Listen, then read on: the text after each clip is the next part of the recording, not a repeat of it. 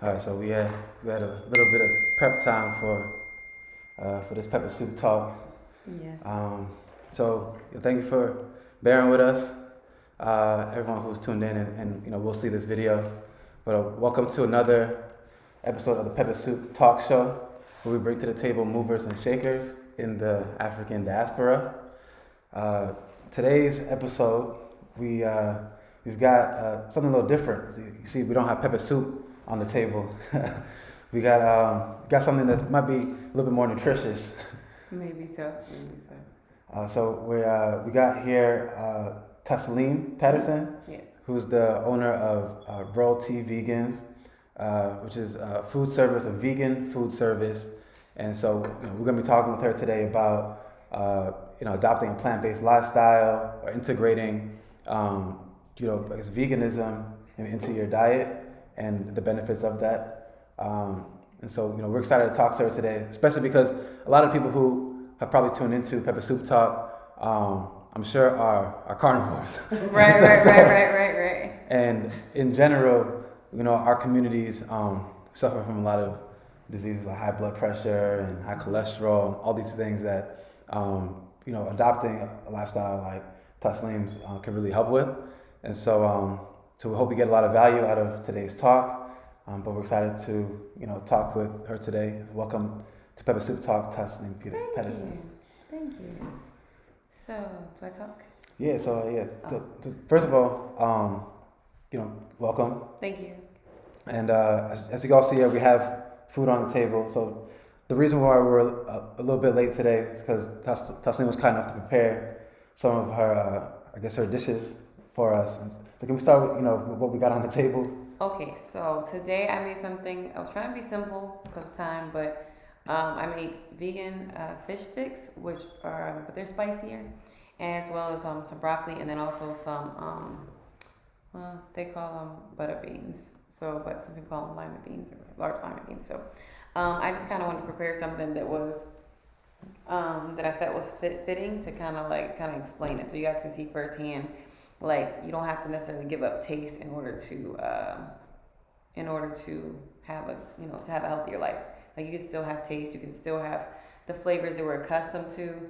You just modify it where you're not having maybe as much sodium or not as much cholesterol in your diet or not as much things that clog your arteries. Sometimes like the food that we've been trained to eat, I feel like are not to our health benefits, but it was just kind of like we were trained to. So people always say like, oh, well, it's hereditary, but it's like, no, if your grandma ate that way and she prepares it, and then your mom prepared it that way and you prepared it that way, it's a generational way of eating that you've chosen. If you start to change that diet, it'll just sound like it's hereditary that you're eating healthier too, that you don't have cholesterol.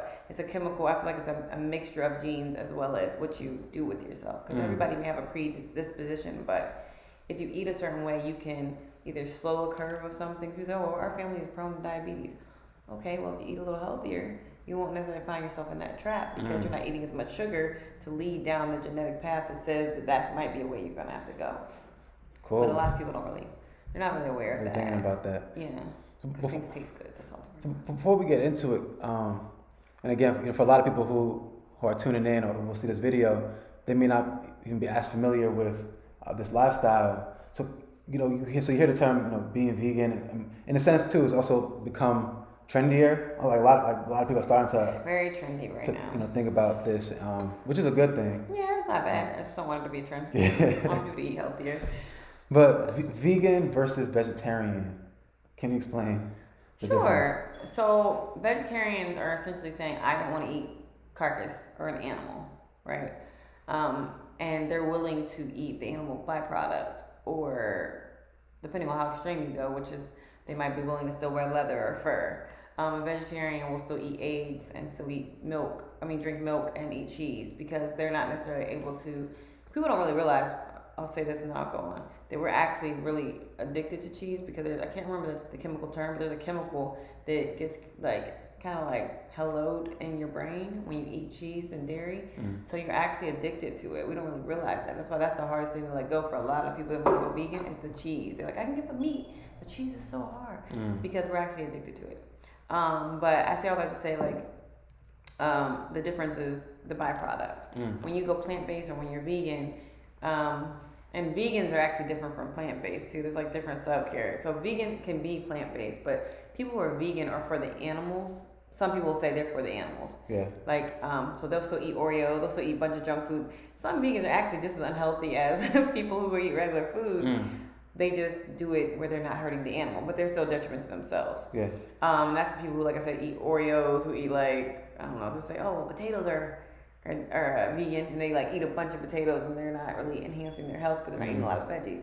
Or they eat pasta all day. Like, I call my friend a pastatarian. I'm like, you're not vegan, you're a pastatarian. So, but with plant-based, it's more consciously aware. Like I notice a lot of the Black community, that's where we're going, is plant-based, because the mentality is to be more conscious of what you're putting in your body. And it's more of a health track that we're going on. We do care, I think a lot of us care about animals, of course, and that's like a global benefit.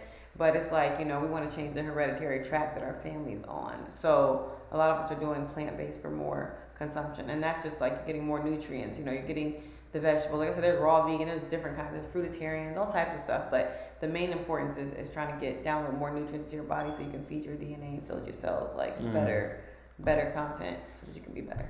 Now, can you talk to us about what your journey has been into veganism and being plant-based? Because we did a little bit of our research and we saw that you haven't always been a vegan, right? No. So can you talk about what inspired you to take that step and what that journey has been for you from before you went vegan? What the kind of foods you were eating, what that was like, and then what that transition was like and how it's been.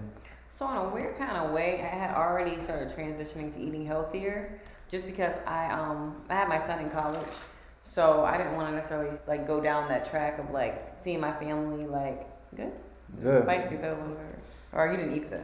No. Africans love the spice. I know, that's what he was telling me. So I'm like, we're gonna be good. Then I was concerned we're gonna be good. So I was already kind of eating healthier. I was like, I had switched. I never could really do dairy milk anyway. I was get like slim, so I kind of was already doing like almond milk and soy milk before I knew there was a healthier version of life. But and then with my son, I wanted him just to eat healthier. My family, like, a lot of my family is overweight.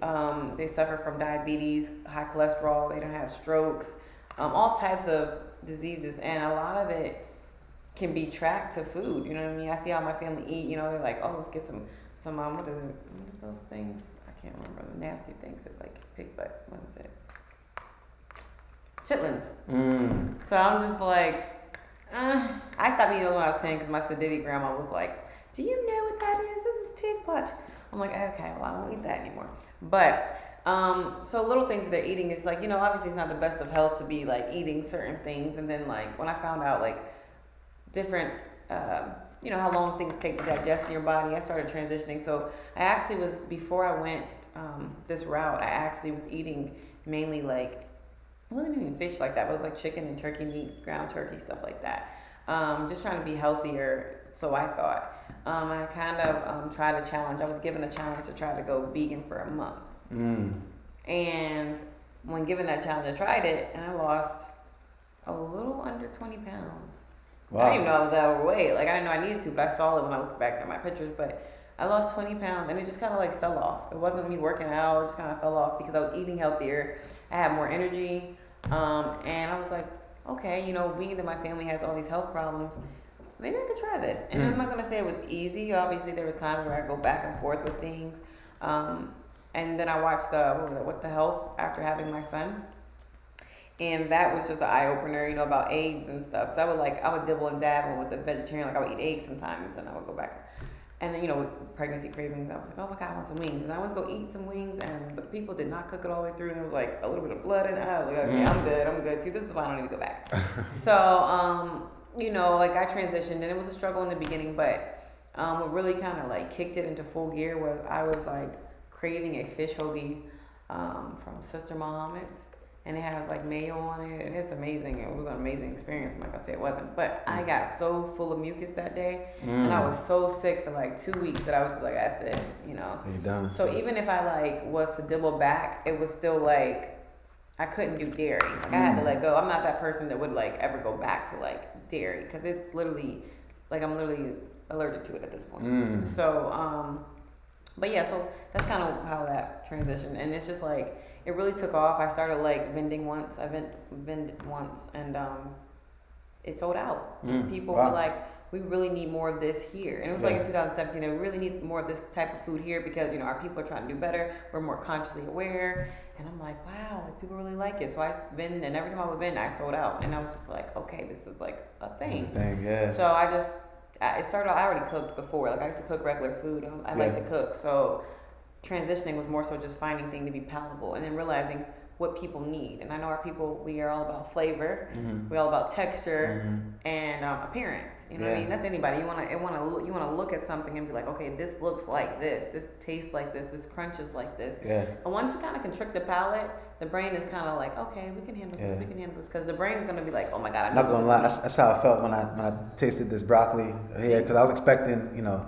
But broccoli, it's like, but I was like, oh, we got some flavor in this. So, and that's the thing people don't understand. Veganism doesn't mean you have to eliminate flavor. It just means you're trying to save yourself a little bit longer, more longevity in life. So, can you highlight what you have on the dishes real quick, since we already had a taste?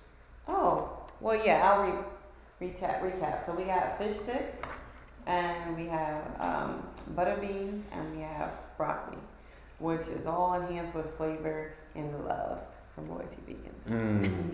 So that's my key ingredient too. Okay. The secret ingredient to everybody that can cook is love, pure love, and commitment to the process. Because if you ever think about like your grandma's favorite food or somebody that like you love the most, if they love you, they put their heart and soul in that dish, and that dish nobody else can cook. You like, it's just soup. But if grandma makes the soup, there's something different about it. You can't put your finger on it. It's that love that she put in there. Because people can just mix up a recipe. That's why, like, if somebody asks me for a recipe and they want to go, like, try it and, like, try to sell it, they can try. But you're not putting the pure intent that I just put into it. You know what I mean? So I feel like that is really what takes my business, I think, to a different level. Is actually the care that I actually put into what I do. And then also the care of my customers. Like, if I'm a couple minutes late, like I'll toss in extra food. You get a whole free platter next time. You might get to go to an event free. I try to make sure that like people understand that I'm not just about the money, because actually I'm not. Like I have a pretty decent job right now. Not to be like whatever, and I don't necessarily, the money isn't the root of it. It's I want to see my community do better. And with doing that, like a lot of beautiful things have come about. Like I've met people that are now like lifers, like in a sense, like they're always vending at my events, or I'm always vending at their events, because it's like, you know, we're in this together, you know what I mean? It's all about really building with my community. And food is just the way that I get to them. Like food's the way to your heart. So it's like, I can reach people and start talking to them about deeper matters when we have an open session at a table. You know, it's like, okay, let's talk about how we can fix our community. But you got food now, so people are more relaxed, more willing to listen and understand. And that's kind of how the Black Panthers did it. Not to go too deep, but doing the breakfast club was kind of, the breakfast program was kind of how they were able to get in the community, and the community would trust them because they took the time to show them, like, we're here for you. So that's kind of like my little secret aim, my little secret mission on the back. Definitely agree about, you know, food being a way to, you know, people's hearts. And so that's my thing. I really like to care about people. So, and I love seeing people eat better. Our people can do it. Like I said, it's just your taste buds. You just need to know, like, it's still going to taste good. It's just healthier. So just to highlight, this was definitely flavorful. Ain't gonna lie. And the fish sticks, what is it? Couldn't even tell it's not fish. Like, it's very spicy. See, I know. See, and that's why I didn't even take a bite. Good spice. I know, because you guys can handle the spice, which I'm grateful for. Because I was like, oh God, I didn't mean to grab the spicy seasoning. But anyway, so it's actually Hearts of Palm. That one. I do make another one out of they're called banana blossoms, but like the shipment for that, sometimes when I get like a large shipment, it takes forever. So I can find Hearts of Palm faster. So I make fish sticks out of it. I make fish slices that look like fish out of the banana blossom. So that's Hearts of Palm. I don't know where the root is from it. But Hearts of Palm, you get them, you slice them. You can make crab cakes. You can make all types of different things with it, and it has a texture of like fish. So and then like my oyster mushrooms, they have the texture of like chicken. So like I try to like search out things that I know would do it, and then I just like come up with different ways to batter it so that it can assimilate the way that I'm trying to get people to kind of like psych themselves into believing that they can do better by looking at it. So something you mentioned is how when you I guess when you did a challenge, 21-day challenge was it, and you lost 20 pounds, but it just kind of fell off. And there are a lot of people who they have like their maybe weight loss goals or trying to get in shape, but then also people who don't want to lose weight or maybe even want to like put on weight or maybe they work out, or, like the So lift that's weights and all that. So like if you're someone who, let's say, would wants to get calories to, or like wants to, let's say, maintain the same caloric intake that you would with, because if you go to, like, let's say a Chick-fil-A, that's 1,700 calories, like Right like there. that, a Wingstop Right. and these places, which a lot of people always go to those kind of places. Exactly. So like if you, let's say, decide to adopt a plant-based lifestyle, what ways can you still get in the same amount of calories, or what ways can you still, because like it's a lot more nutrient dense, but how can you still, let's say, maintain like a certain caloric So intake? I will say that what I noticed, and I talked to Miss Bev, I believe, from All the Way Live. Shout out to her raw vegan place; it's really great. She mentioned it as well. Like when I lost weight, I didn't stay that small. Like I gained some of it back. It's a detox that your body's going under. So you're losing unhealthy weight. You're losing the weight that's not really good for your body anyway. All of it's like a waste. You're losing weight. So you're not really losing weight like the way you would think of it. You're losing waste. And you can gain that. You can gain your food, your caloric intake back. So you have beans. Beans are full of protein. You got chickpeas, all different types of beans. You got lentils. You got rice. So if you want to there's a lot of even on YouTube, there's a lot of bodybuilders and a lot of people who do meal prep for bulking, bulking yourself. So there's different types of proteins that you can do that's vegan that keeps you at a certain weight. Then obviously, your carbs. So, you got pastas, you got, rices and things, mashed potatoes. There's still ways to keep if you want to bulk up or if you want to keep a weight, you can still do it. Obviously you want to if you're trying to gain weight or whatever, you want to double up on your carbs or something like that. But the more veggies you have, obviously, the more your body's gonna want to flush. That's the purpose of it. Veggies are more for like cleansing. You know what I mean? Fruits are for energy and getting your cell rejuvenation, and herbs and vegetables are like a healing detoxer. So if you're trying to gain weight or sustain weight, keep eating your beans and your lentils and your rices and things like that, and you'll be fine. Gotcha. I say if you're trying not to gain weight, don't keep eating, because that's what I'm finding. Because when I cook for my customers, I'm always wanting to go in on my mac and cheese, and then I'm here's 5 more pounds. So I'm realizing I can't go in on and then some people are gluten free, and I think I'm actually going to become more gluten free in my diet, because I'm realizing that how do I say that? I'm realizing that gluten doesn't work for me. I bloat a lot. So realizing that, I'm adjusting. So I do offer a lot of different versions. I think that's why my customers appreciate it too. I offer gluten-free options, soy-free options, alkaline options. So if you're a person who's in the Dr. Sebi's lifestyle, I make alkaline food, and then regular vegan food and stuff like that. And I'm even I'm beginning to be open to it, because I was very closed. But I'm going to actually start working with people that are wanting to transition and actually helping them. I'm going to start cooking for them, you know what I mean? Specifically. So if they want to eat, stop eating meat and they want to eat maybe just fish, they want to be a pescatarian, I'm actually going to start helping them with that. Right. And that is a new process that people get to know about now. Yeah. I haven't really mentioned that, because a lot of people are closed-minded about vegan. All right, and I was even in my head, I'm I'm only dating somebody that's vegan. That was my whole thought. And then I'm open-minded now, where it's you can't really, you're gonna miss opportunities being so narrow-minded. Be open to receive and be open to be.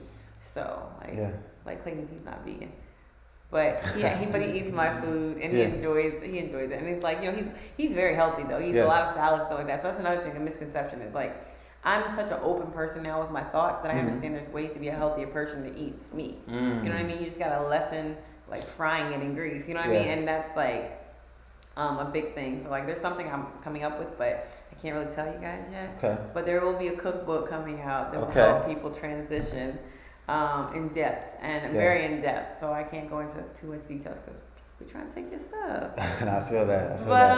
But yeah, so there's that. But I'm really excited, because my biggest thing is now, I do a lot of meal preps. It's I want to really get in to people, and just kind of work with them, because I really believe in that individualized attention. Sometimes I know I needed that. Help me, tell me. It was a group of people. I get distracted. I'm on whatever. So I want to just really get in and just help people. That's dope. I feel like they're the subset of people who say, okay, I'm going to transition over completely, and then they're the people who say, you know, I want to keep my current diet, or I want to maybe eat a little healthier.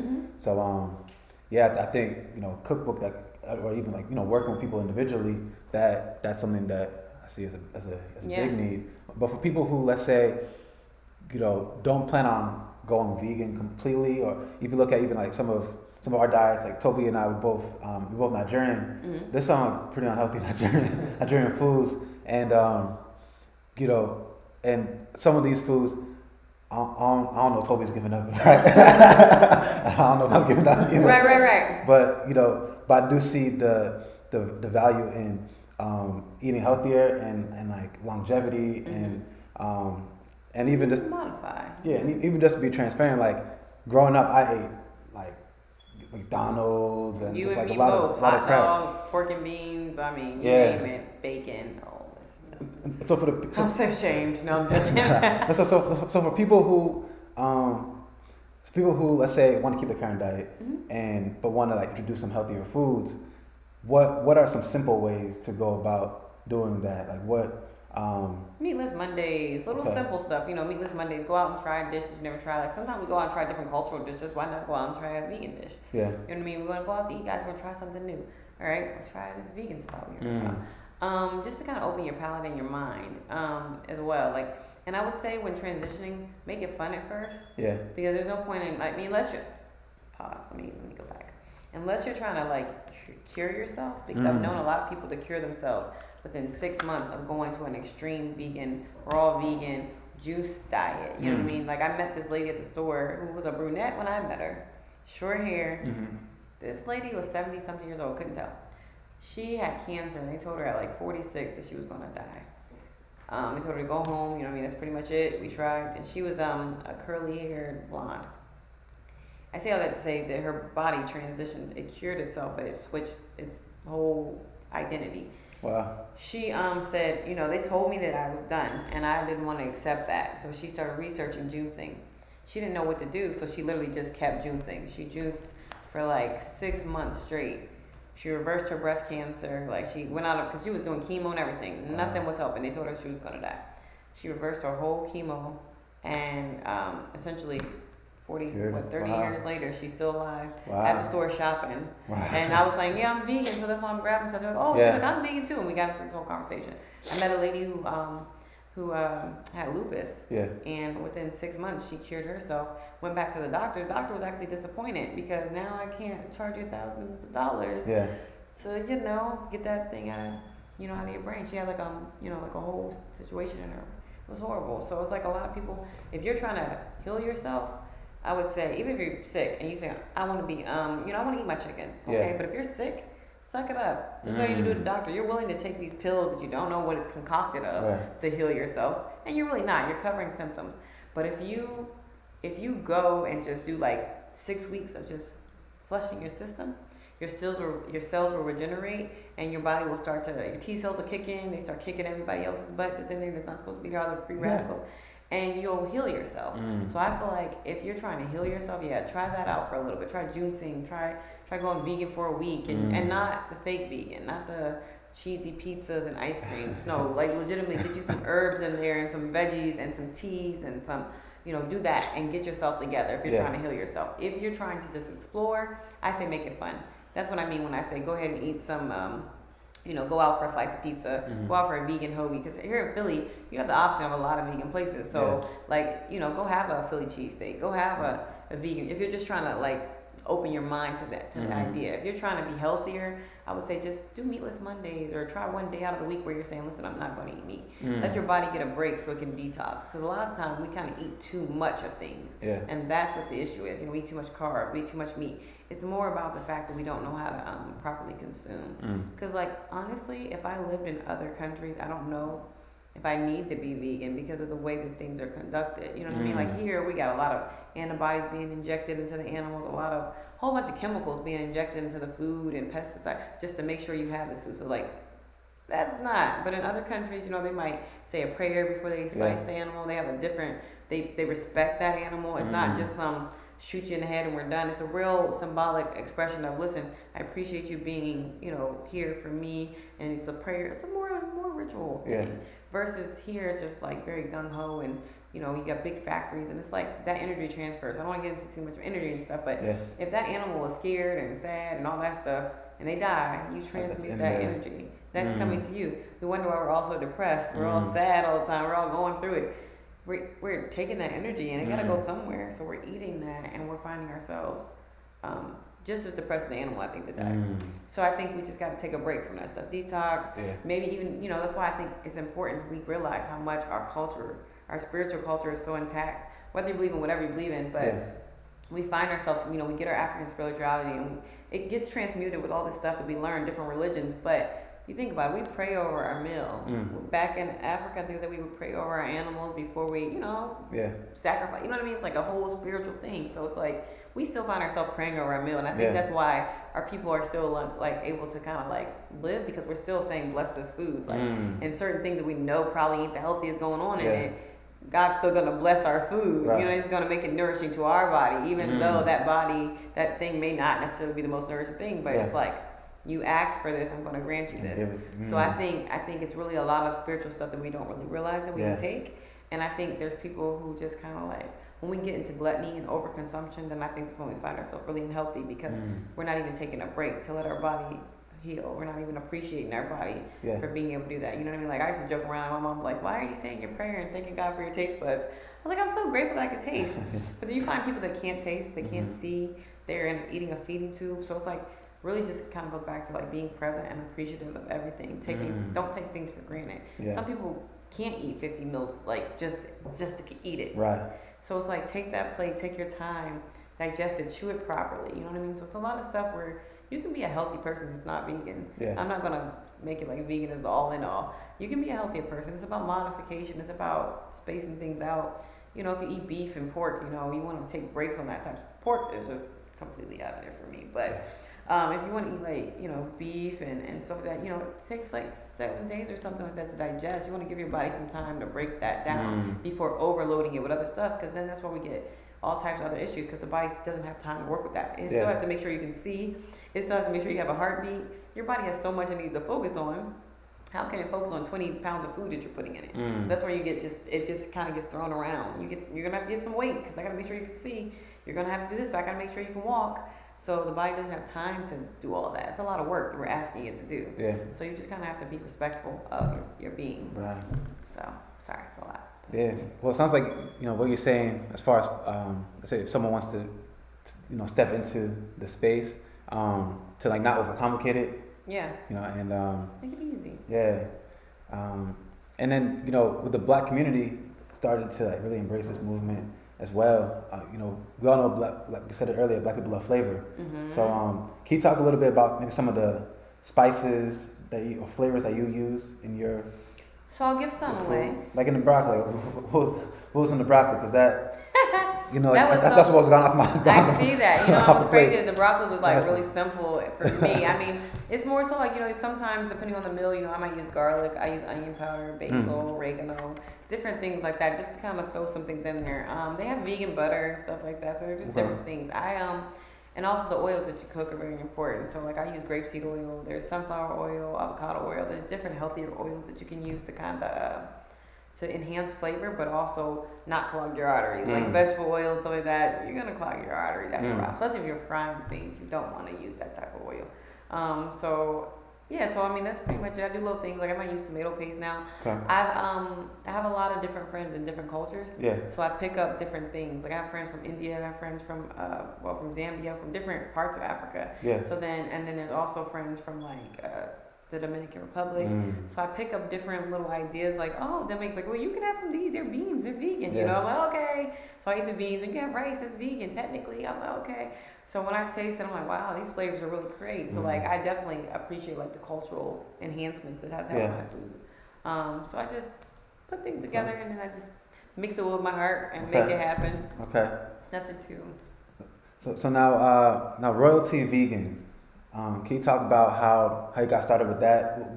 Did that start with when you began vending, and then we also know that you're gonna be doing pop-ups soon, and maybe you can talk a little bit about the pop-ups and I guess cooking out of the ghost kitchen. Yeah. So I really know how. I kind of came up with the name because there's a whole bunch of it. It's more complicated, I guess, than it is. It's Royalty Vegans was supposed to be Royalty Does It All, right? I have this whole envisionment of all these different things that I'm capable of doing. And so Royalty Does It All was like the umbrella, and Royalty Vegans was the subcategory. And it's like, Royalty Does It All is, like long hair, all types of different things that I'm capable of like wanting to know. It's not me, but I want to open up, I want to offer job opportunities to my community. So it's like there's different levels to this that I have in my head. Like, okay, there's a lawn care service. Now I can hire a bunch of people to do lawn care. That's also feeding how many families? So I have this envisionment of how can I help the community as much as possible. So Royalty Does It All. I was like, well, we got vegans, Royalty Vegans. When I came up with Royalty Vegans, the idea was royal, because I was like, oh, I'm royalty, goddess and goddess, gods and goddesses, and that whole vibe. So when I say Royalty Vegans, it's like, well, Taz is my nickname, and Taslima is my name. So Royalty, and let's take off the Y. I'm like, okay, I like it, and it started to vibe and kick. My first time vending, I don't think I even had a name. I just was like, I just want to try and see what happens if I cook my food. It worked out good. Some lady was like, well, you got to start a page up for your food. You got to start making it a thing. And I'm like, oh, okay. So I've been at the Black Food Expo, and that hit off really big. Really big. It was great. So that was my biggest event when I first started. So different things like that. I just started like playing around, and it just took off. It really did. And I'm really grateful because so many people support constantly. Like I was dealing with a lot. So when I would take breaks and wouldn't cook, I wouldn't post. And when I would come back, there was so much love still being shown. Like, oh my God, we've been waiting for you. And I'm like, wow, I really appreciate that. I didn't know that I was, needed. You know what I mean? You know that you're doing something, but you don't know how much people appreciate it until they say it. So I was just really grateful that there was so much love. And that's one thing like that made me kind of really appreciate being here in Philadelphia. There's a lot of like that. I think people talk about whatever they want to say about Philly, but when it comes to like the brotherly love vibe, I do feel it. I'm able to sense there's like that sisterly vibe, all that. Like people are rooting for you, whether you know it or not, and it's really appreciated. And so I just try to do the same thing. You know what I mean? I try to read back. I shout out people randomly. Like I just one of those people that want to show love because I genuinely care. So the pop-up ghost type of kitchen. So there's a commissary kitchen that just was open. I don't want to say the name wrong because Bear Hand Love Cuisine? Yeah, but I always mix up the Bear Love hand. So anyway, I tongue tied. But anyway, so yes, that kitchen is open. It just kind of started taking off. I think he said in October. My friend, she inboxed me like she knows I've been looking for a kitchen space because I don't live as close as I would like to. So I kind of just travel back and forth. But I love Philadelphia, so I'm always finding myself here. I'm in the process of moving though. But so the kitchen. Where are you from? Where do you? Oh, I'm from Ohio, but I work in Reading, so I'm kind of close to Reading right now. But basically, my friend, she inboxed me about this kitchen, and I'm looking at it, and I'm like, this is a good opportunity. It came at a really cool time where I'm able to invest. I just got a raise on my job, so I'm like, okay, I can kind of like try this route out. So I met him, and I'm the type of person when I want something, I come prepared to like claim my state. So I came with my little pocketbook, ready to go with my grandma. I'm like, all right, get your money ready. And he was like, so if you want to debate, he showed me the kitchen, showed me all the space. He said, if you need to go and deliberate and, talk it out, work it out, let me know. I'm like, no, I'm good. I'm going to get my purse real quick. I gave him a deposit, listen, I want to, I'm serious about this. I really do need a space that my customers can come to because me delivering was getting very tiresome. Like, I'm going to have people delivering and helping me, but it was very tiresome to be out here delivering with 2 kids and I'm just driving around. I'm tired. I'm pulling over, falling asleep at Wawa. It was getting really extreme. So I had to reclaim my time and reorganize and restructure. I told everybody, listen, I'm restructuring right now because I want to do it right. Like I know I have a great product, but I need to make sure my delivery is on point, So I'm like, take a step back. So when this was sent to me, I was like, wow.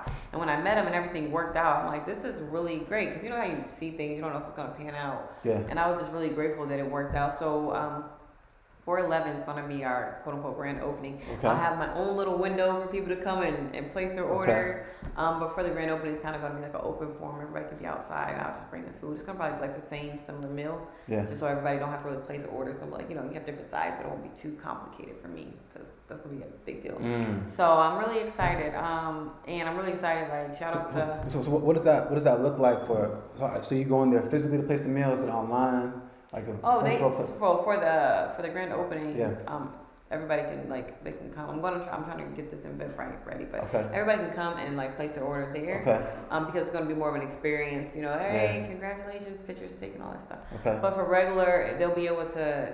People DM me, they text me. I have my number on. Well, I gotta change it, but I have my number on the app, so people are able to call me, place their order. They're able to DM me, hey, I would like this, or they can come. Like once I set up I'll be there every other week. Okay. Once I set up, they'll be able to come and just place the order if they want to. Like they can just come up to me, hey, can I get this? Yeah. And I'll have everything kind of like the side dishes will be ready. The chicken and stuff will be made to order. Okay. So that it can be fresh and crunchy, because it's all about the texture when you're trying to convince somebody to go vegan or the texture matters. So timing matters. That's dope. That's dope. Yeah, so I'm really excited. And it's he said April 11th. What's the location? Where is it located? Let me give you the exact address. Oh wait, I don't have my phone. If you go to my app, sorry. Oh, you can like what part of the city? Oh, it's right behind Jamaican D's on the other side. Okay. Germantown. Germantown. Sorry. Okay. That's what That's I'm still learning my Philadelphian pieces. We might need to stop by that grand opening. No, you definitely should. You definitely should. I would definitely welcome it. I would say that you guys should come. Free entry, free food. Okay. But yeah, no, I really appreciate it. I think I'm really excited. I think my customers are very excited too, because like they've been wanting to just be able to pull up on me whenever they want something. They don't want to have to like do 2 weeks in advance sometimes to get an order ready. They want to like, hey, I want some right now. So I'm really grateful that I can offer that to them. You know what I mean? Like that's my big thing. I'm grateful that I've been able to have this opportunity for me, but I'm grateful that my customers that kind of been my loyals can actually get what it is they've been asking for. I think it's super dope because especially with what we saw with the pandemic and how a lot of brick and mortar places shut down, we're starting to see a lot more these ghost kitchens start popping up and benefiting well. And like virtual restaurants and the different terms that people use. Cloud kitchen, I've heard as a term. So seeing that is really cool. That you're really moving that forward. Yeah, I'm really grateful. And like right now, like I was thinking about getting a building and stuff like that, but when this transpired, it was like, this is your time. You know what I mean? Because like you're portable, you're mobile, like so everybody kept saying like, no, right now, just either get a food truck or whatever. Just you got to be mobile, because right now there's no kitchens. You're not even allowed to come in nobody's restaurant. So like you would have lost a lot of. Imagine just opening a restaurant and then closing it down because of the pandemic. Right. So I'm like really grateful that that things worked out the way they were supposed to, and I'm really grateful for this opportunity. I think it's really a big deal, and I'm excited. Very excited. Yeah. So you're very clear about your purpose of your business and why you made that transition in your personal life. But just more the tech or the business side of it, how were you able to actually move it from, this is what I like to do personally, then from the vending machine and now, about to open your own restaurant. How was that transition? Honestly, I want to say my customers forced me. The demand, honestly, kind of told me like, well, I always wanted to open up a little cafe for people to just kind of vibe in. Like, I always had this envision of like a little Kindle, like you have some Kindles reading your books with the bean bags, and everybody just come in and grab a couple little things. But my customers are kind of like, the demand kind of like would get overwhelming, and it's like I need a whole team now. Like I need like people, because they were like the one weekend I want to say it was over 70. No, 1 week it was 100 meals, but 100 people because there was a catering event in there. But it was over like 70 meals one time, and it was like me. I'm the only person cooking this. I have friends like that would help me cook occasionally, which was really appreciated. But there was times where it was just mainly me, and it's like this is exhausting, It's like, but I need more space. I'm doing this in my home kitchen, like I don't got a lot of space so it was like it's time for you to start like upgrading or moving into something. So I was really looking for a space or a food truck that I could do this in, because it's like it's starting to get to that point where like the demand is there. It's me who's holding myself back. I gotta make that leap. I get nervous, like, oh my God, what if it doesn't? And it's like you'll never become successful in your comfortable state. If you're comfortable, you're not gonna become great. You gotta make yourself uncomfortable. That's where the next step comes. Like Kobe, everybody you can think of that ever became great, they took those additional steps, whether it's staying up late at night, playing on. They took greatness steps, and you can't take greatness steps sitting on your couch. You can't take greatness steps sitting still. You say everything you want is on the opposite side of fear. Yep. So right now it's like full throttle. Everything currently in my life that I'm trying is all about avoiding fear, not letting doubts of anything. You have children, you have relationships, all types of stuff. And it's like no fear. Like I just want to be in my purpose and doing the best that I can. And with my food business, it's like, listen, it's go hard or go home. Because what if I die tomorrow? I always say that, like, what if I die tomorrow? Yeah. How did you even try to Yeah. complete your potential? Yeah. So it's like, if I didn't even give it like a try, Yeah. I mean, what am I living for, to die? You know? So you gotta start looking at that like, you're just sitting there aging away. Did you even try to fulfill your purpose? You think you were put back on this earth just to chill? Like, come on now. Like, you were meant to do something.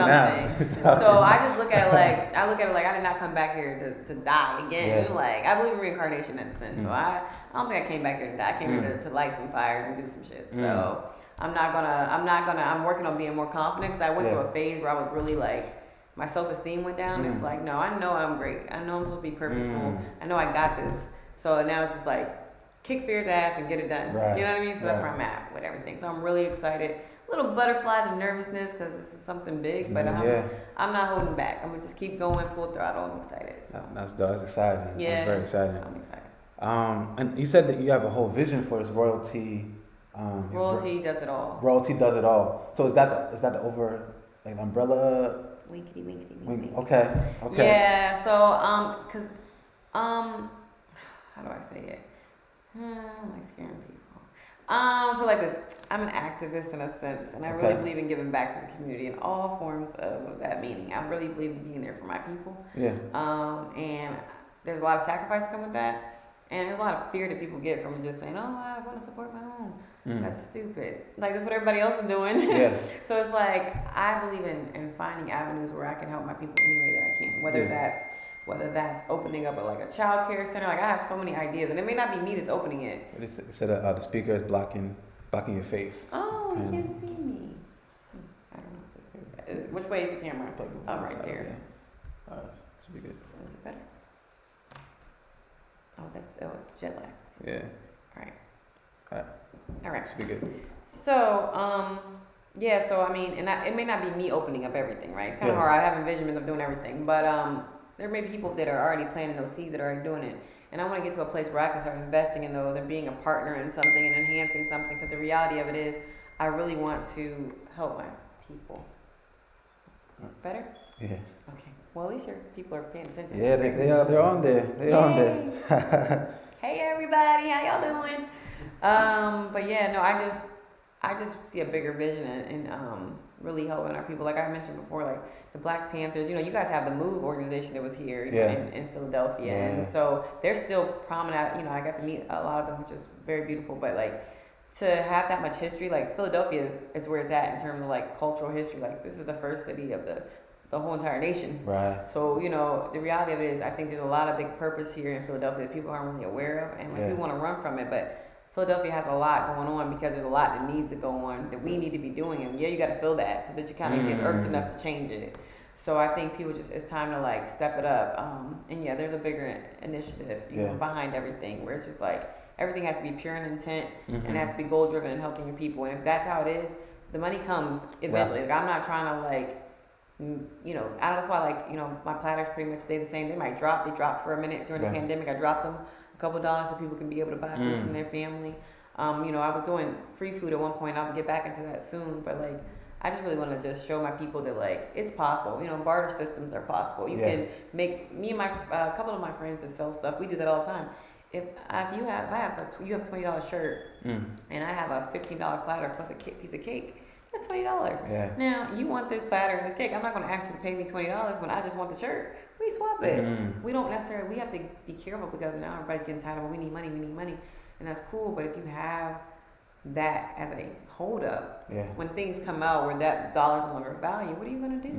How are you going to really relate with your people? How are you going to really be able to barter with your people? So I think people really got to look outside of that. Like, there's going to be days where we're going to have the honest system, like once a month, honest system, pay what you want. You know what I mean? Just to kind of start transitioning people's mind that you don't always have to do things based off of. That's innovative. That's dope. So I want to do the whole thing like that, but I know people like you can't do like that right now. Yeah, they get $2 for 15 platters. You like $2, bro. How am I gonna be able to make this happen again? So.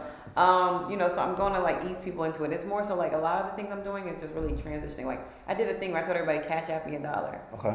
And the idea was not so much that I would have all these dollars, Yeah. but it was to see how much the community can pull together. And like, you know, if 1,000 of us just gave $1, it's $1,000. What can we do? We can feed how many kids with $1,000?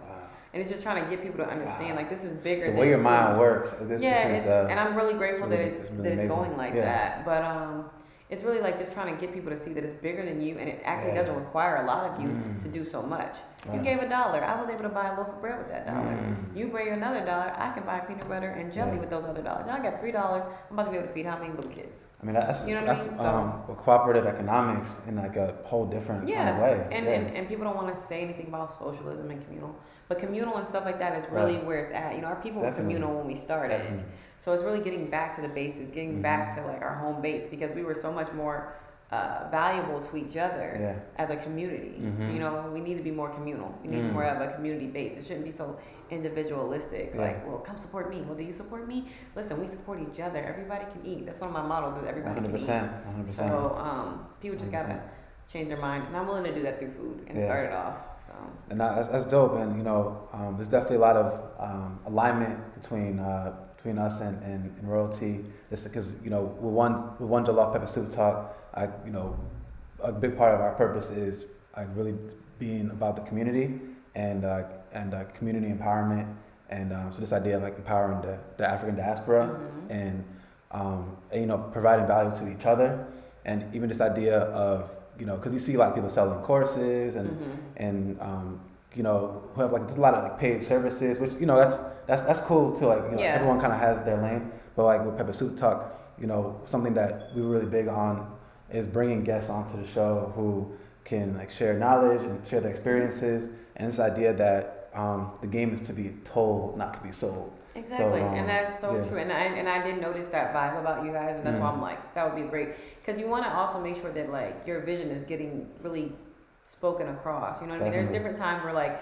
of course, like I can be fun, I can go on a different podcast, and I could be like, you know, hey, but I really want to make sure like that people, like, everybody, we're multifaceted, right? But I really want people to understand like there's a bigger goal behind Royalty Vegan than just food. You know what I mean? There's a lot of, even like when I put different things on there, it's like emotional wellness, like, you know, it's wellness. Like I want you guys to feel good and feel pretty. Like even when you feel good about yourself on the inside, start taking that time to detox yourself.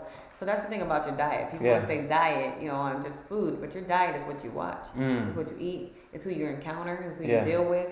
All them things are downloading into you, and you're digesting them, whether you believe it or not, subconsciously. And you're going to either start thinking negative about yourself, you're going to feel some type of way about things. It's like you got to detox your diet in every aspect of your life, you know?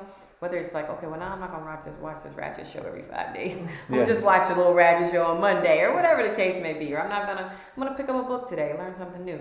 You got to start changing your diet in all aspects of your life so you can be a better person. Because we kind of find ourselves being duped. And I know it's all a part of the plan for us to be duped and get caught up in the limelight of all the ideas of what we can do and find ourselves doing things. But the reality of it is, if you're not living in your purpose and you're not helping your people, then what are you doing? So that's where I'm at. Like, living your purpose, whatever your talent that you were given it for a reason. Propel, and that people don't actually understand your talent is meant to help people. Right. So if I can cook, now I can feed people.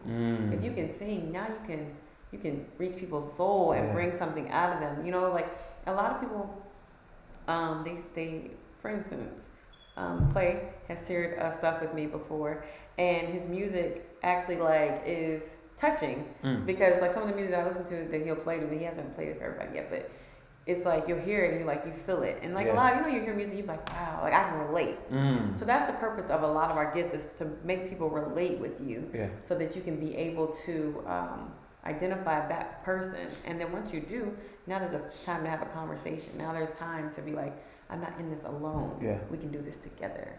But it's a lot of like people, we kind of been taught to be individualistic. We're always on our phones now. We're very, you know, and it's like, that's why it's important like to have like the dinner table at this, like for your family, and to sit down and talk and to have those family gatherings, because it's like we got to start building again. We have to rebuild this family structure. We got to rebuild this community, the idea of what it looks like.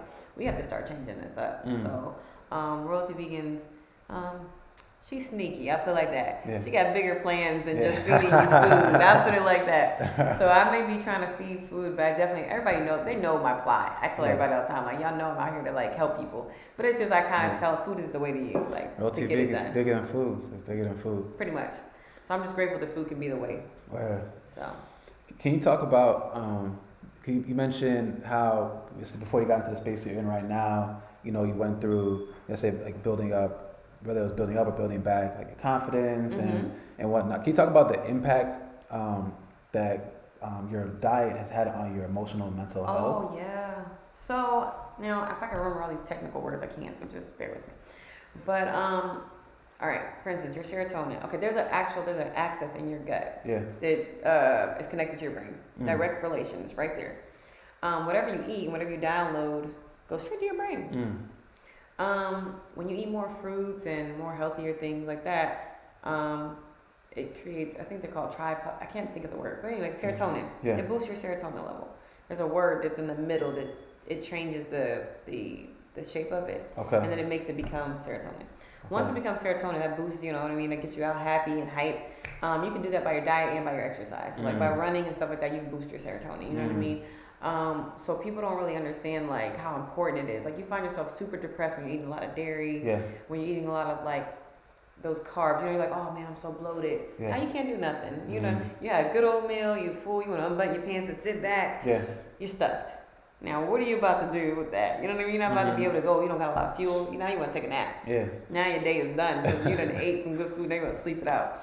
But I say all that to say, like, with eating healthier, it gives you more energy, but it also there's different chemical hormones and different balances that take place with eating healthier. And it really does enhance your ability to like think straight, to feel better about yourself.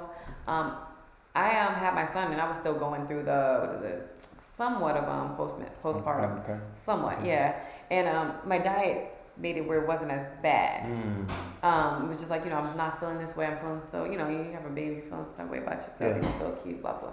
But it was like, eating healthier really did make me feel better. Even like cantaloupe, like there's certain foods that are cherries, there's certain foods that are like literally meant to help you with anxiety. Like you eat some cantaloupe, you're gonna feel great in a second.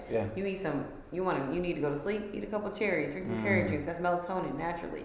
So it's a lot of, like our foods are where it's at, okay? Like, I mean, we were given this earth with all the things we needed on it to kind of give us what we need. You know what I mean? There's too many fruits, too many vegetables just there. That's basically like, that's all your medicine, your herbs, it's all your medicine. You know, all the energy you need is found in, you know, your apples and your mangoes and your vitamin C's, and your immunity is boosted by all of this stuff.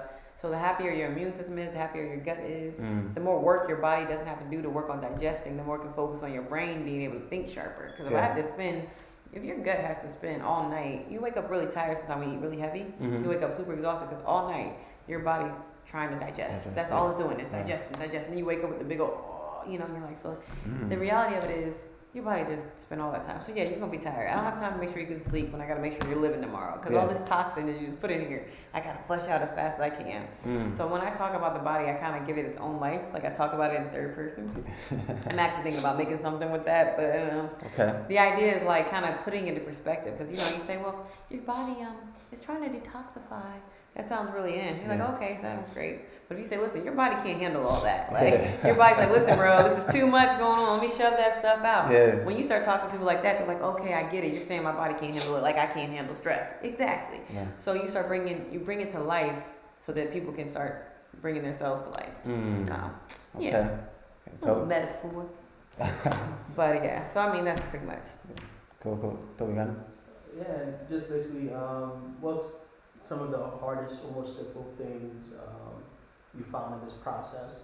I know there's two parts to it, you know, creating the right flavoring and texture, and then also creating a solidified business. So within those two realms, what's the most difficult part for each of it? So with the texture and the food stuff, I mean, because I cooked before, like I would cook, like, I mean, I didn't sell it. I sold it a few times, but I was more so like a person that just loved to cook.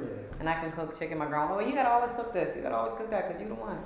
So I was always stuck on like certain assignments, like you can cook this and that's what you do on a holiday. But with that, like, it came kind of natural. I was already a cook. I just found different ways. I might watch some YouTube videos, kind of get an understanding, and I just put my own twist to it. Yeah. But so learning how to do it, like once I got the niche of it, I just started coming up with ideas and then trying it out. That wasn't as hard. Like transitioning to how to cook and get the flavor and texture, that wasn't as hard as trying to really have a business. Like I still struggle with it now. It's getting better, but trying to actually have a business, like trying to make sure you're able to deliver when people need it on time. Trying to make sure that you schedule your timing out wise. Like, okay, well, I need to go to the grocery store on this day, so I can make sure I can prep on this day, so I can cook on this day. Like organizing and stuff like that. I would say that has been my hardest struggle is trying to do that, and then also learning Philadelphia because I moved from Ohio before I started, and I started in 2017 really doing my food. So it's like learning certain parts of Philadelphia is like I didn't really know. So How far is Reading from here? You say you're in it was Reading? like an hour, but I just moved to Reading for my job recently. But the hardest part was not knowing everything about Philadelphia. So one of my first hard days was me putting everybody's, and it was a large day. It was great, like, oh, you did good.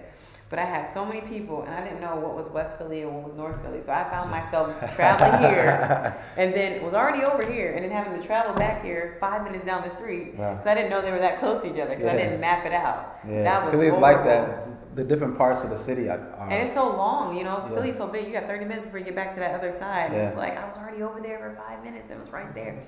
So now, I've programmed a little more right. I kind of write it all, like I type it all up and ask people like, what side of town is that, so I can map it out. I put the GPS on, I get everything in GPS and have it lined up. Yeah. So everything's way more organized. I gotta get there a little more efficiently. People aren't waiting as long. Before, that was horrible. I had one lady, I felt so bad. We actually the best of like friends in terms of business and otherwise now because shout out to Inside Out because I tell her story. I tell the story all the time. But she forgot to inbox me her address and I forgot to ask. And so at the end of the night, like I'm all the way in West Philly and she was already north and I had already delivered north like 3 times when I asked her. And so I'm like, where are you at? She's like, I'm over here. And I finally got back to her. She was looking at me like, thank you. She gave me this look like, you're late, you know what I mean, this time. But after that, I said, listen, I am so sorry. I'm still learning Philly. I'll give you a free platter. So she bought something. She went to buy something from me. And I said, no, remember I owed you a free platter. She's like, oh, thanks. And ever since then, she's been to my events. We have anything, she tell me about stuff. She's the one who sent me the kitchen. Yeah.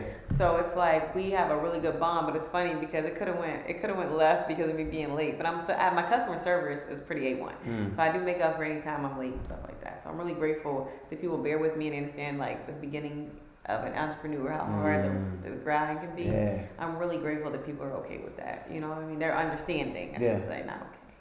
And I know you mentioned that you do this alongside your job. Mm-hmm. So how has it been balancing the two, and more specifically with getting royalty, I guess the cuisine aspect of things and the food and organizing that? How has it been doing that alongside your job? Because a lot of people who would say this is gonna dive into entrepreneurial thing, but it it really is a balance, right?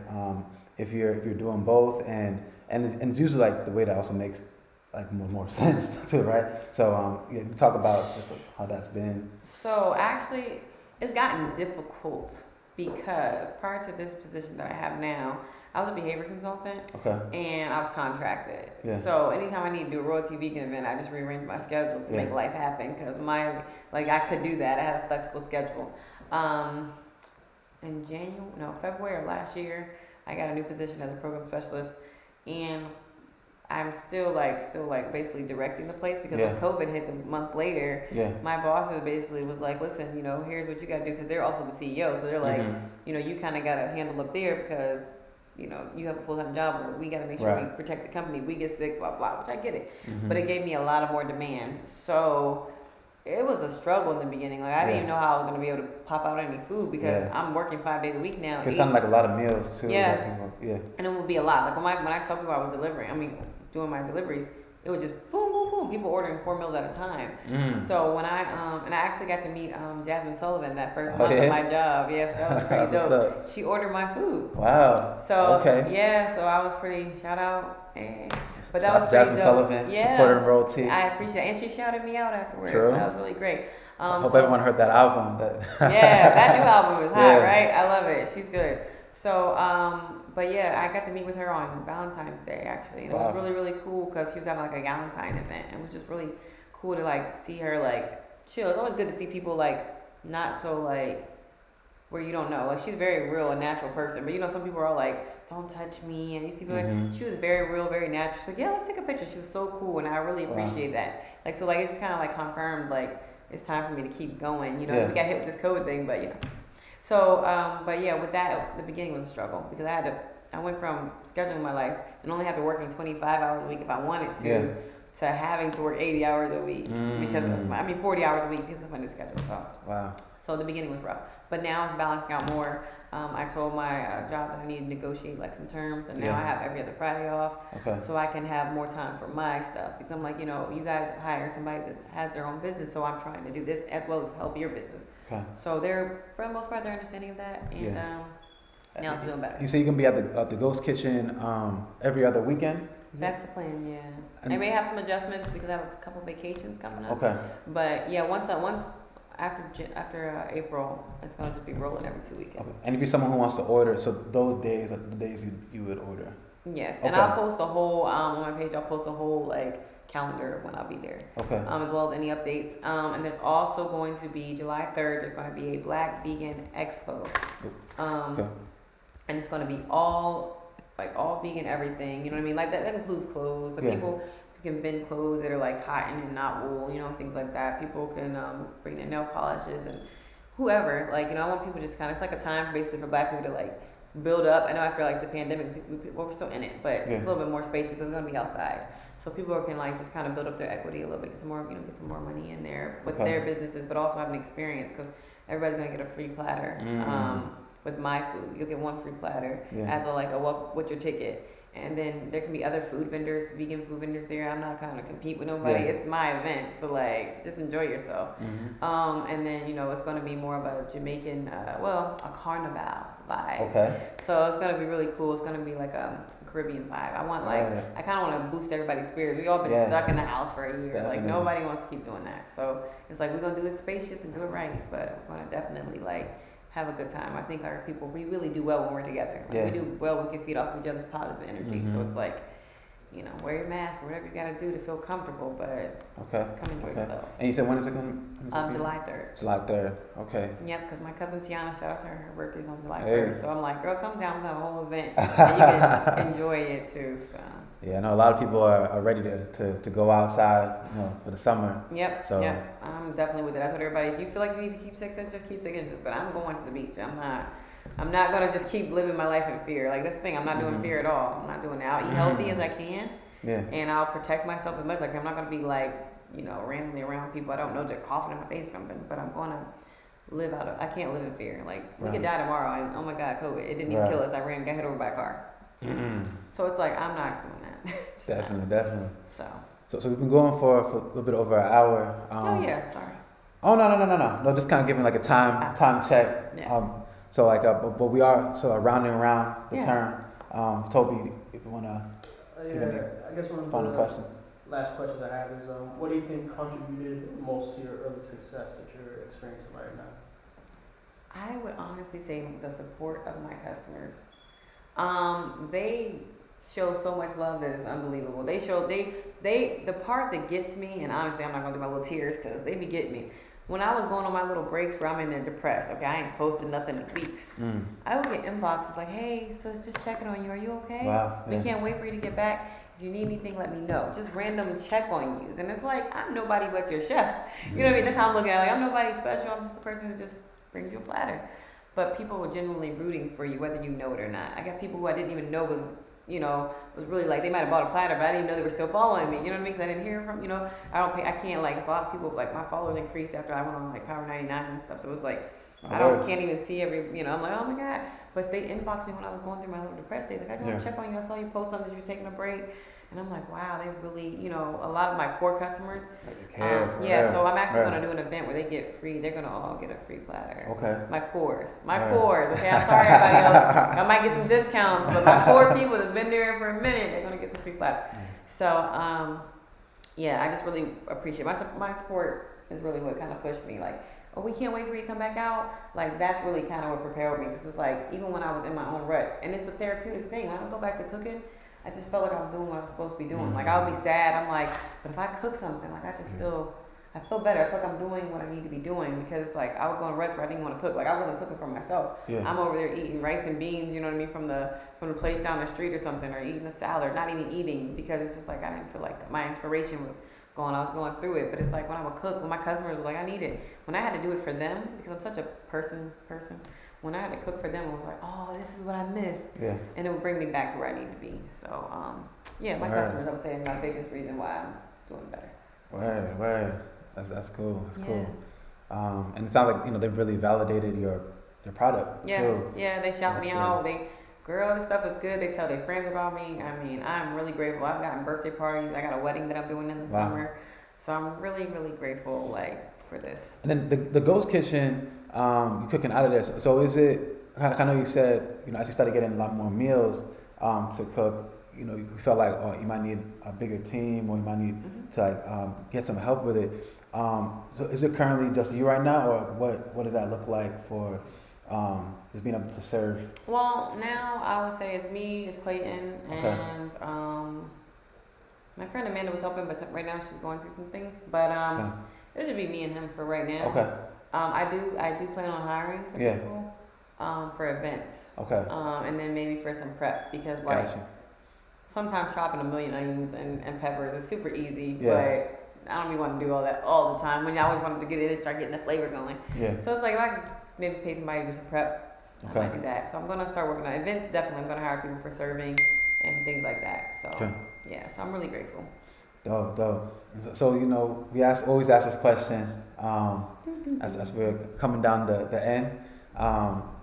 We like to know if you were talking to your younger self and having a conversation with your younger self, what advice would you give her, just as far as the path you've taken so far, and what is there anything you would do differently? Is there any mindset that would be different if you're looking at, let's say, 21-year-old Taslima? 21-year-old. Back then I had a whole 1-year-old. I had a son. I was in college. Your parent? Yeah. And I finished college and everything with him. And he's 4 years old, so I was really grateful for that. But 21-year-old. I mean, even if I go further than that, I would just say keep your fire. And keep that passion that I started off with, because I was the only child for 13 years. My mom, one thing I can say about her for sure was that she always embedded loving, love yourself, you're beautiful, you're this. She always drowned me in confidence. Yeah. And so it was to the point where nobody could tell me anything. I know I'm beautiful. You can tell me you're ugly. All that stuff's going on. My mom said I'm pretty, so you know what I mean. So it was having that fire just to go. I had 4 uncles, so I wasn't I don't want to say a girly girl, but I wasn't a girl that would just put up with anything. Yeah. So it was I really think just having that fire to push past and not let anything. Don't ever let doubt set in your head. You know what I mean? Never doubt yourself. If you have, questions, about things, ask people who know more than you and try to gain knowledge. Yeah. But never doubt yourself. Feel and be in tune with yourself and just go as hard as you can, because your purpose is in you. Don't let that fire die out. Don't let it get too dim where it's harder to light it back up. Just go full throttle. Don't let doubt set in. Don't let fear set in. I would say that. I would say don't let that come in, because that is a disease itself. Yeah. And that's really hard to combat. And I, the diet helps, exercise and, mentally changing my mindset has helped. So I would just say, don't let those diseases creep in, because those diseases nobody can see, so nobody can even help you. You know what I mean? Unless you tell them. Nobody can really help you cure yourself, because people, was Robin Williams. He died. He killed himself. Yeah. But he was the happiest person, we all thought. Right. He laughing up a storm. All these people that committed suicide, we didn't know they was going through things, because that depression and that doubt and that fear, them diseases inside your mind are something nobody else can see. So I would say don't even let it creep in. And if anything, get up and run. Yeah. Literally, get up and run, because you got to change that mindset. And I realized movement is so important to switching the brain. I would say, I would contemplate. I'm a procrastinator. But if I just get up and start doing 5 jumping jacks, just to say I started working out, my brain can start switching out. Just 5 jumping jacks. I just get up and just randomly do it. No, I'm working out. Even I just did 5, now I can say I worked out. Right. And my brain was okay, we're going to work out. You got to start tricking yourself. Yeah. Because the world is tricking you every day. With all this stuff we watch and everything we listen to is tricking you. Yeah. It's time for you to trick yourself back into who you really are. Find your purpose, tap into your destiny, and go. Don't stop. at fear, don't stop at doubt. None of them stops are for you. Right. Your purpose is at the end, you gotta go. So that's what I would tell myself, keep going. That's dope, and I really love that, you know, with just what you how you kind of gone about things with royalty, and with the food, how you really connected to, you know, not just your physical health, but just like your overall wellness.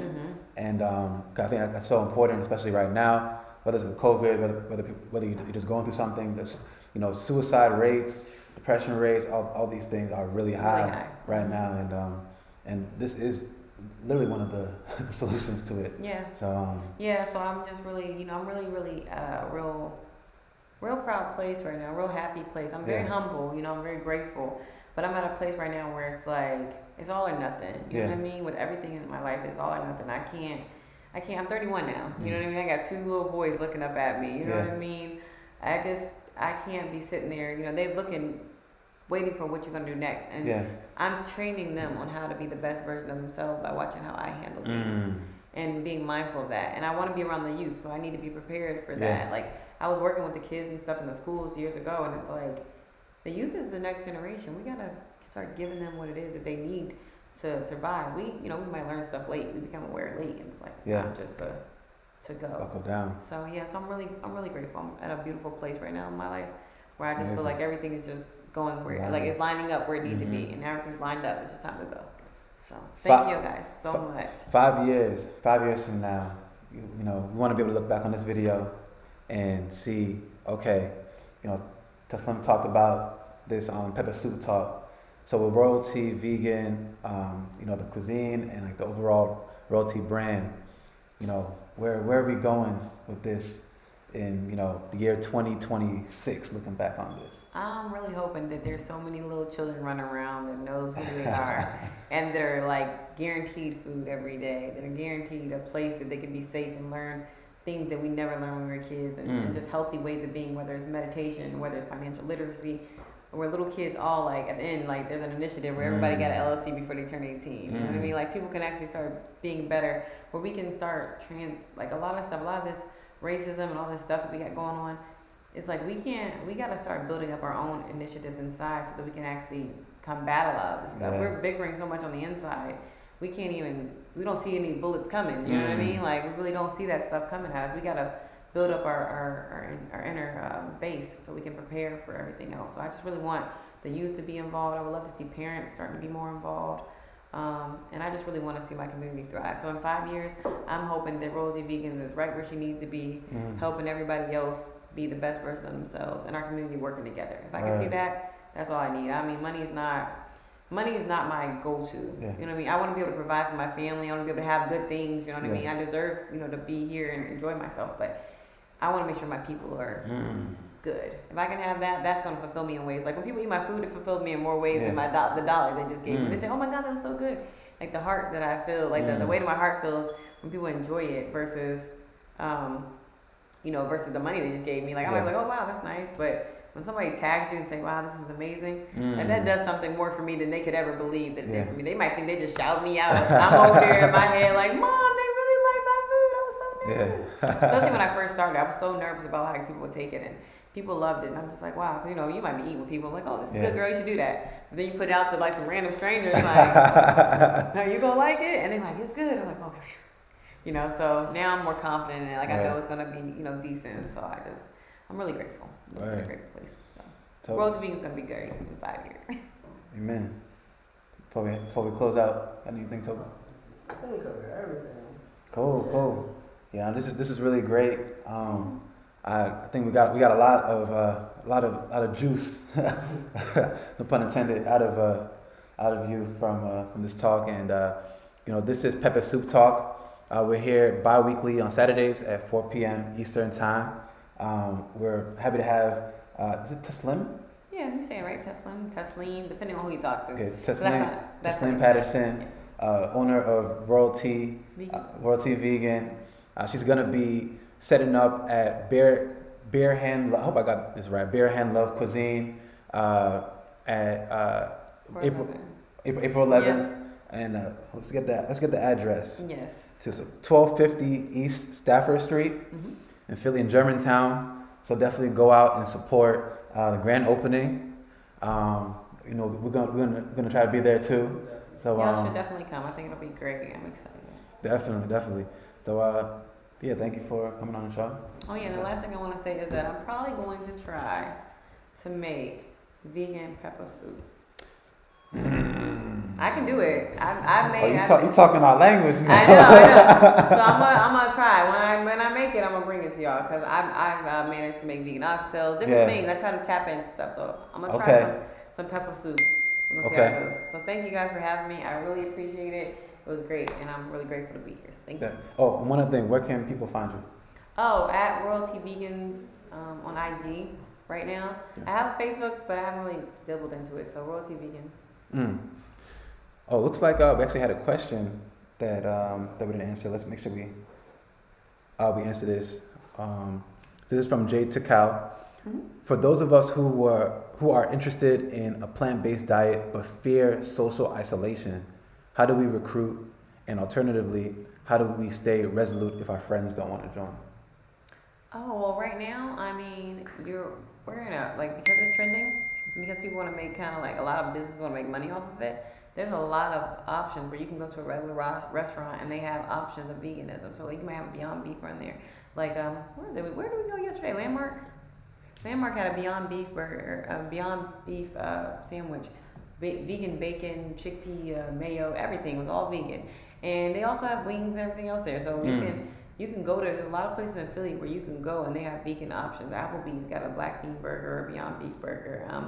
Fridays has a Beyond Beef burger. Like everybody, they're starting to have options. And so the biggest thing is to check. Another thing is people don't realize that you're like closer to vegan than you think. If you eat all these side dishes that you're eating corn, mac and cheese, not mac and cheese because that's vegetarian, but you're eating corn and broccoli and all these veggies, and you're doubling up on them, and your grandma made greens and stuff like that. You eat a lot of vegetables. You know, when you list how much meat you eat compared to how much vegetables, you got a list of vegetables, about like 5 different meats that you eat. You're gonna eat lamb, you're gonna eat some chicken, fish, maybe pork, and turkey or something like that.